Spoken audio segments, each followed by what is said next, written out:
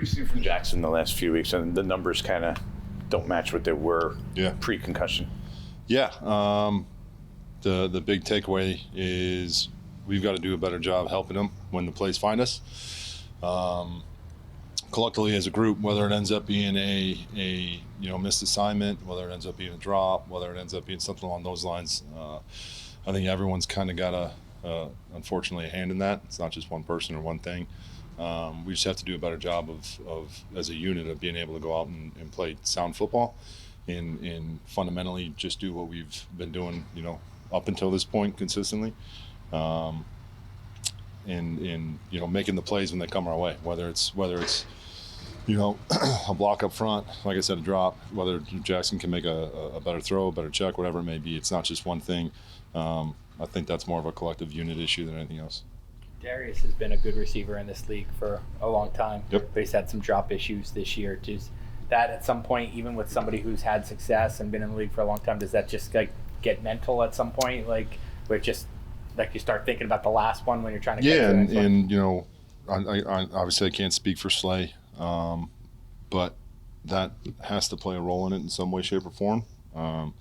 But again, when you have someone with a track record that he has, with his ability to demonstrate, to go and make plays, just a matter of being able to kind of go and recalibrate and get back to neutral. When something unfortunate happens like that. And that's something that Slay's a guy that we've been able to count on since I've gotten here, and that's not going to change. What did you see from Marcus Mbow? He stole my question. Okay, that's cute. He's obviously when kind of a unique situation. That position in general just had to be ready to go at a moment's notice. And at a premier position, being able to go out there and not be noticed is really a testament to him and his ability to prepare, stay locked in, and even though he may not be getting all the reps during the week, but being able to understand the game plan and still go out and function at a high level. So Marcus did a good job with that. He's got a whole week to prepare, and looking forward to seeing him play on Sunday. In what areas did you expect him to be able to build on that? Be better. Yeah, specifically. I would say all of it. It's coming off the sideline cold, having to go in and execute against a defense that was multiple in its looks. He was clean assignment wise and was physical and did a good job in pass protection for the most part. So yeah, just looking to build on that collectively. I don't know if there's one area where we're saying, hey, you've got to get better here, but just going out and doing it consistently. And again, now he's had a whole week to prepare to be able to go out and play at a high level.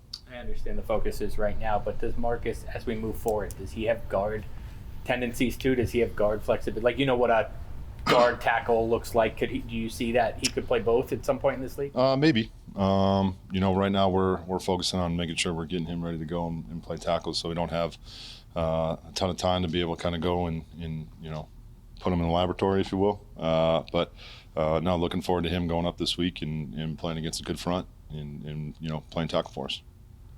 What do you make of the less or no design runs for Jackson, like the last few weeks? Yeah, again, I would say that while it may not be transpiring throughout the game, I wouldn't say that's necessarily the plan in terms of the different calls and the different things that we have in the game plan for him. One reason or another, those may not have come off the call sheet. So, yeah, I would say while it's probably more dictated on the game than anything else. The thought obviously is that, the conspiracy theorist thought is trying to protect him from himself with all that you're saying that's not what's happening. Yeah, no, I mean, we can put our tinfoil hats on, but we're preparing the offense and Jackson to go out there and win. There's nothing as far as we need to protect him from himself. I mean, you guys watch the game. If we you can't do that. So I would say, like I said, it's more dictated on how the games have gone and maybe some of the opponents that we played and the structures that they've presented that maybe lean to that. Have you seen teams do more to limit his scrambling a bit, whether it's more discipline, rushes, spies, and I would like say that? that's probably to be expected when you come out and put the stuff on tape that he put on tape. teams are going to treat you a little bit differently. So that's a part of it in terms of how they're rushing him, being more focused on keeping him in the pocket and doing things along those lines. But anytime you put enough tape out there of excelling at something in this league, teams are going to try to take that away from you. What does Patrick Graham do to try to slow it down? Mobile quarterback. I mean, there's multiple things that he's shown. You look at how he played Jalen. A couple of weeks ago, he utilized some spies, utilized some different techniques up front. So, he's been in this league a long time, and he's been calling plays at a high level. So I'm sure he'll have some wrinkles for us here on Sunday afternoon.